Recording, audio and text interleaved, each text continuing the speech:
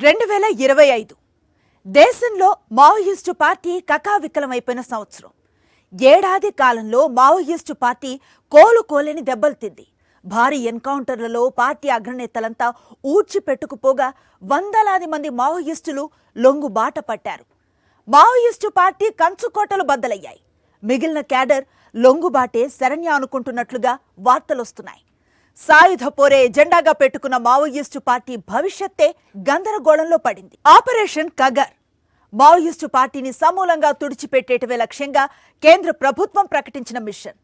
2026 మార్చి నెలాఖరుకల్లా దేశంలో Maoist party అన్నదే ఉండకుండా చేస్తామని కేంద్ర ప్రభుత్వం ఏడాది క్రితం ప్రకటించింది. అందుకోసమే మావోయిస్టుల ఏరివేతే టార్గెట్గా ఆపరేషన్ కగార్ చేపట్టింది. 2025లో ఆపరేషన్ కగార్ మావోయిస్టు పార్టీని చావు దెబ్బతీసింది. పార్టీలో దిగ్గజ నేతలందరినీ మట్టుబెట్టింది. వందల సంఖ్యలో మావోయిస్టులు ఎన్కౌంటర్లలో తలలు వాల్చేశారు. మరికొన్ని వందల మంది మావోయిస్టులు లొంగుబాట పట్టారు. లొంగుబాట ప్రక్రియ ఇంకా కొనసాగుతోంది. మావోయిస్టు ఉద్యమ చరిత్రలోనే ఇంతటి తీవ్ర సంక్షోభాన్ని ఎన్నడూ చూడలేదు. మావోయిస్టు పార్టీ చరిత్రలోనే అత్యంత భయానక సంవత్సరంగా 2025 మిగిలిపోనుంది. 2 ఏళ్లు తక్కువ 6 దశాబ్దాల ఘన చరిత్ర ఉన్న వామపక్ష తీవ్రవాదపు జెండా వెలిసిపోతోంది. కేంద్ర భద్రతా దళాల దూకుడు, వేగం, పట్టుదల చూస్తోంటే అరుణ పతాకపు రెపరెపలకు ఫుల్ స్టాప్ పడిపోతుందా ఏంటి అన్న అనుమానాలు కలుగుతున్నాయి. కాలానికి నెత్తుటి వంతెన కట్టిన ఉద్యమం మసకబారిపోతోన్న దృశ్యం లీలగా కనిపిస్తోంది. సమాజ స్థాపన కోసం ఆయుధం చేపట్టి అడవి బాట పట్టిన మావోయిస్టు పార్టీ ఇక ఎర్ర జ్ఞాపకంగా మిగిలిపోతుందా? మావోయిస్టు పార్టీని ఏ ప్రభుత్వమూ సమర్థించదు. గత ప్రభుత్వాలు మావోయిస్టు పార్టీపై నిషేధం కూడా విధించాయి. దేశాన్ని ఎక్కువ కాలం పాలించిన కాంగ్రెస్ పార్టీ నక్సల్ ఉద్యమాన్ని ఉక్కు పాదంతో అణిచివేస్తామని అంటూ ఉండేది. అయితే భారతీయ జనతా పార్టీ మాత్రం తనదైన ఎజెండాతో ముందుకు పోయింది. ప్రత్యేకించి నరేంద్ర మోదీ ప్రధాని అయిన తర్వాత మావోయిస్టు ఉద్యమంపై కేంద్ర ప్రభుత్వం చాలా కఠినమైన నిర్ణయాలే తీసుకుంటూ వచ్చింది. ఇవన్నీ ఒక ఎత్తైతే 2025 ఏప్రిల్లో కేంద్ర హోంమంత్రి అమిత్ షా ప్రకటించిన ఆపరేషన్ కగారు ఒక్కటి ఒకెత్తు. 2026 మార్చి 31 కల్లా దేశంలో ఉన్న మావోయిస్టులను సమూలంగా ఏరివేయడమే లక్ష్యంగా ఆపరేషన్ కు పిలుపునిచ్చారు అమిత్ షా. అప్పట్లో ఈ ప్రకటన చూసి చాలా మంది నొసలు చిట్లించారు. ఇలాంటి ప్రకటనలు చాలా చూశామన్నట్లు చూశారు. కేంద్రంలోని ఎన్డీఏ ప్రభుత్వం మాత్రం ఒక విధమైన క్లారిటీతో ఆపరేషన్ ను ముందుకు తీసుకెళ్లింది. ఇది కొద్ది నెలల్లోనే ప్రకంపనలు సృష్టించింది. రెడ్ కారిడార్ నే గజగజ వణికించింది. తమ ఉద్యమ చరిత్రలో మావోయిస్టు అగ్రనేతలు ఎన్నడూ చూడని విధంగా, కలలో కూడా ఊహించని విధంగా ఆపరేషన్ కగార్తో భద్రతా దళాలు దూసుకుపోయాయి. మావోయిస్టు పార్టీలో దిగ్గజాలైన అగ్రనేతలందర్నీ ఆపరేషన్ కగార్ తుడిచిపెట్టేసింది. మరోవైపు వందలాది మావోయిస్టు పార్టీ నేతలు క్యాడర్ లొంగుబాటు బాట పట్టింది. ఆపరేషన్ కగార్తో దండకారణ్యం అంతా జల్లెడ పట్టేయడంతో మావోయిస్టులు ఉక్కిరిబిక్కిరి కాక తప్పలేదు. 2025 మే 21న అబూజ్మడ్ మడవుల్లో పార్టీ ప్రధాన కార్యదర్శి నంబాలతో సహా కీలకమైన నేతలు ఎన్కౌంటర్ అయ్యారు. ఈ ఏడాది నవంబర్లో పార్టీలో గెరిల్లా వార్ఫేర్లో యోధుడైన హిడ్మా కూడా ఎన్కౌంటర్ కావడంతో మావోయిస్టు పార్టీ ఇక చరిత్ర మాత్రమేనా అన్న ప్రశ్న తెరపైకి వస్తోంది. అదే సమయంలో హిడ్మా ఎన్కౌంటర్పై పౌర హక్కుల నేతలు అనుమానం వ్యక్తం చేస్తున్నారు. 2025లో మావోయిస్టు పార్టీ కోలుకోలేని దెబ్బలు తిన్నది. ఆపరేషన్ కగార్ ధాటికి తట్టుకోలేక మావోయిస్టులు అడవులు వీడి అర్బన్ ఏరియాలోకి అడుగుపెట్టారని, కొంతకాలంగా జరుగుతోన్న చర్చ నిజమే అని ఏపీలో జరిగిన పరిణామాలు తేల్చేశాయి. ఏపీలో పదుల సంఖ్యలో మావోయిస్టులను ఆక్టోపస్ బలగాలు అదుపులోకి తీసుకున్నాయి. విజయవాడ, ఏలూరు, కాకినాడలో మావోయిస్టులను పోలీసులు అదుపులోకి తీసుకున్నారు. 2026 మార్చి 31 నాటికి మావోయిస్టు ముక్త భారత్ ని సాధించి తీరుతామని అమిత్ షా ధీమాగా చెబుతోన్న వేళ పార్టీని కాపాడుకునే క్రమంలో, పార్టీకి పునరుజ్జీవం ఇచ్చే క్రమంలో మిగిలిన నేతలు ఏమైనా వ్యూహరచన చేస్తారా అన్న ప్రశ్న నిన్న మొన్నటిదాకా తన ఉనికిని చాటుకునేది. అయితే ఒకవైపు సామూహిక లొంగుబాట్లు, మరోవైపు హిడ్మా ఎన్కౌంటర్ తో మావోయిస్టు పార్టీ కోలుకోవడం కష్టమే అంటున్నారు నిపుణులు. పెత్తందారీ వ్యవస్థలో దురన్యాయాలను నిలదీయాలంటే, నిరుపేదలకు న్యాయం జరగాలంటే విప్లవోద్యమం ఒక్కటే మార్గం అన్న ఆలోచనలో నుంచి మావోయిస్టు పార్టీ ఆవిర్భవించింది. సమాజ స్థాపన కోసం సాయుధ పోరే శరణ్యం అన్న ఎజెండాను అందిపుచ్చుకొని దశాబ్దాల ప్రస్థానాన్ని సాగిస్తూ వచ్చింది.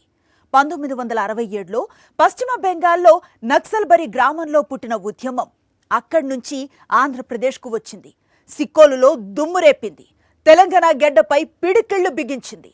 పంజాబ్ దాకా వ్యాప్తి చెందింది.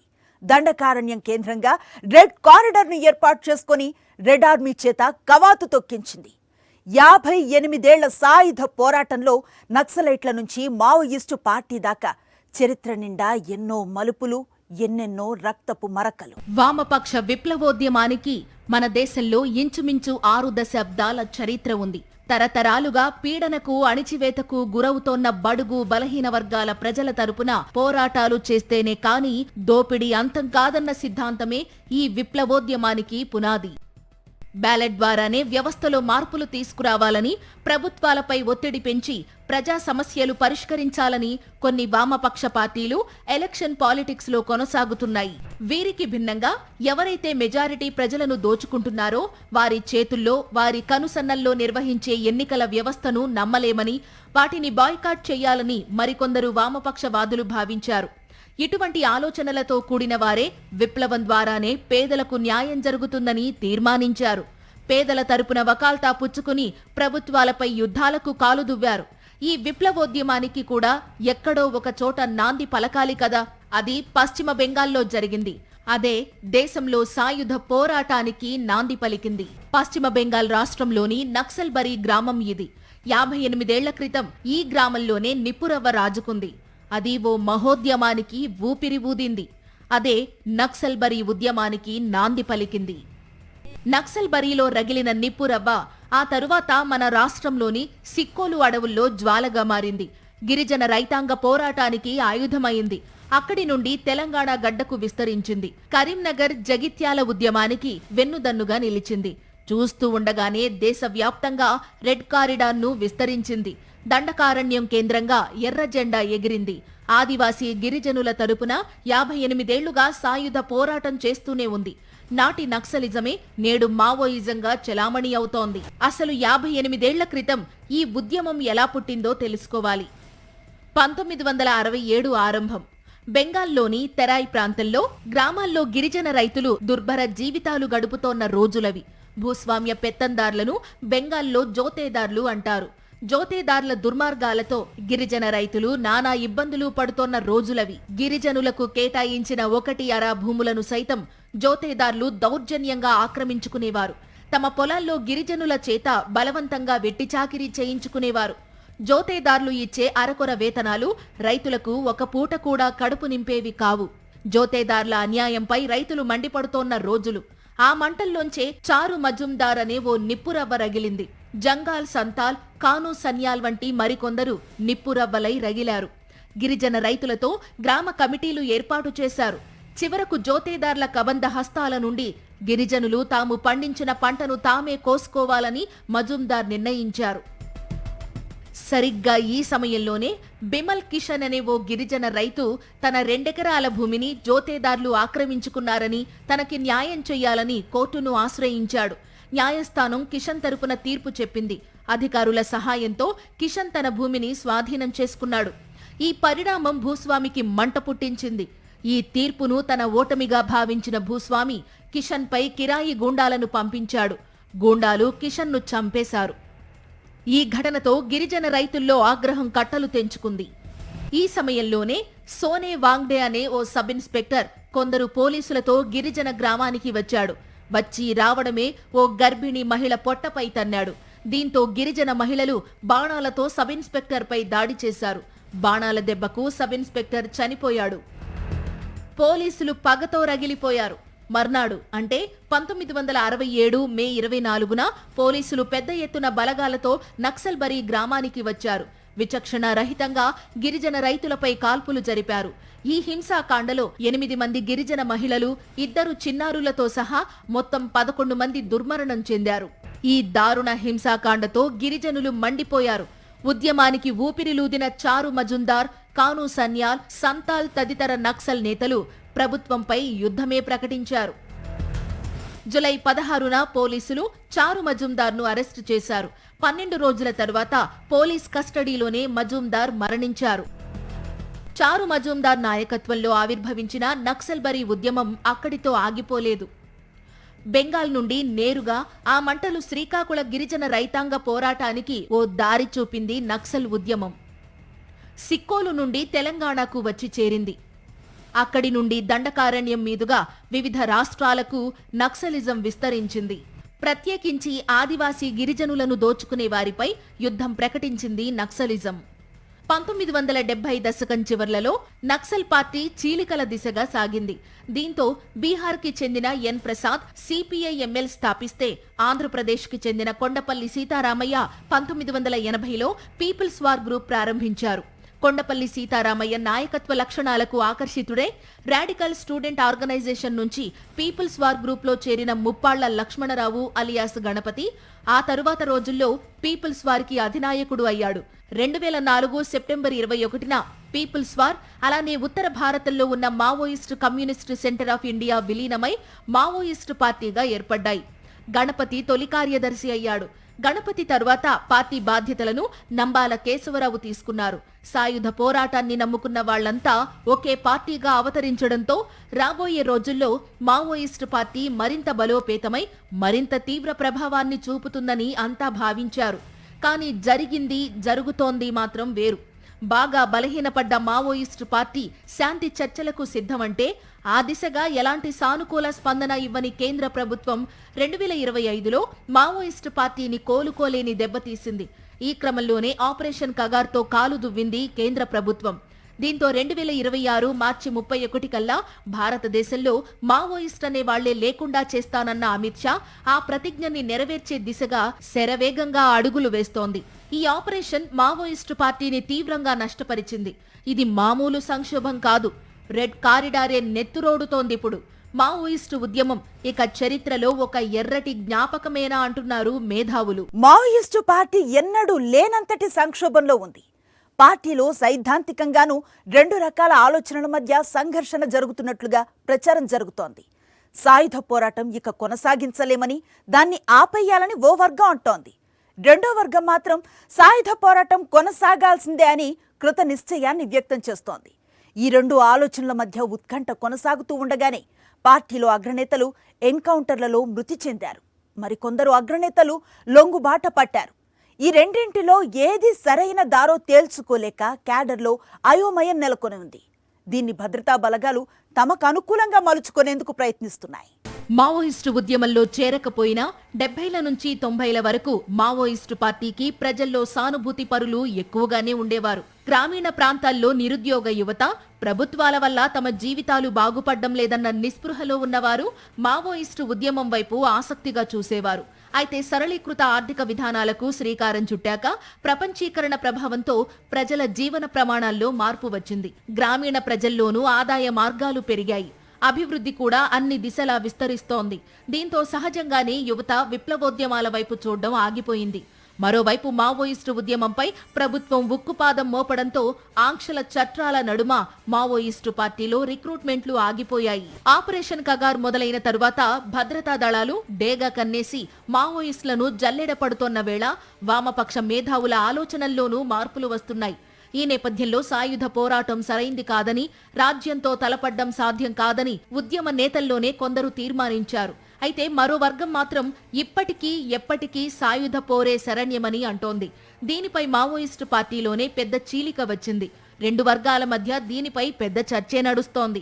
ఇప్పుడు మీకు ఆశన్నా కానీ మీకు మల్లోజల వేణుగోపాల్ కానీ వీరు ఒక ఐడియాలజికల్ స్టాండ్ పైన పార్టీ డివైడ్ అయి ఉంది.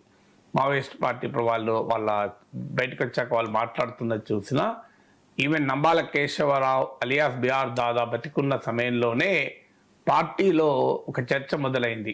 ఇక మనము సాయుధ పోరాటాన్ని వదలాలి అని హైయెస్ట్ డెసిషన్ మేకింగ్ బాడీలో ఈవెన్ నిర్ణయం జరిగింది. అది కింది వరకు సర్క్యులేట్ చేసి అభిప్రాయాన్ని తీసుకొని మనము బయటికి రావాలి, ఇక సాయుధ పోరాటం సాధ్యం కాదు అనే అవగాహనకు వచ్చామని కూడా చెప్పారు. లేదు అలాంటిది ఏమీ లేదని మరో వర్గం చెప్తోంది. అంటే క్లియర్గా పార్టీలోనే సాయుధ పోరాటం ఉండాలా వద్దా వదిలాలా అనే అంశం పైన ఒక సీరియస్ ఐడియాలజికల్ డిబేట్ నడుస్తున్న సమయంలో ఈ ఇన్మా ఎన్కౌంటర్ జరిగింది. ఇది మొదటి ప్రాధాన్యత, అంటే కాంటెక్స్ట్ ఆఫ్ ది ఎన్కౌంటర్. 2004లో మావోయిస్టు పార్టీ ఏర్పడిన తరువాత పొలిట్ బ్యూరోలో 16 మంది అగ్రనేతలు ఉంటే వారిలో 7 తెలుగువారి. తరువాత కాలంలో లొంగుబాట్లు, అరెస్టులు, మరణాలతో పలువురు అగ్రనేతలు దూరమయ్యారు. మల్లోజుల వేణుగోపాల్, ఆసన్న లాంటి సీనియర్లు లొంగిపోయారు. ఇక మాజీ ప్రధాన కార్యదర్శి గణపతితో పాటు మిగిలిన ఒకరిద్దరు సీనియర్లు వయోభారంతో బాధపడుతున్నారు. ఇలా నాయకత్వ కోణంలోనూ మావోయిస్టు పార్టీ తీవ్ర సమస్యలను ఎదుర్కొంటోంది.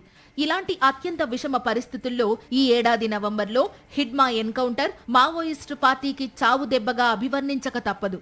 ఒక పక్క అగ్రనేతల ఎన్కౌంటర్లు, మరో పక్క కీలక నేతల లొంగుబాటు పార్టీని బాగా బలహీనపరిచిందని అంటున్నారు.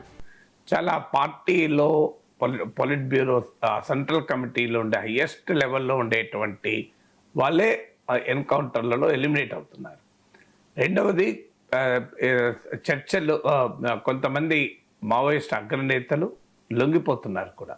ఇప్పుడు దానికి ఉదాహరణ పార్టీ సెంట్రల్ కమిటీ మెంబర్స్ ఇద్దరు లొంగిపోయారు. ప్రామినెంట్ సింగర్ మల్లోజుల వేణుగోపాల్ అని, మల్లోజుల కోటేశ్వరరావు కిషన్జీ బ్రదర్.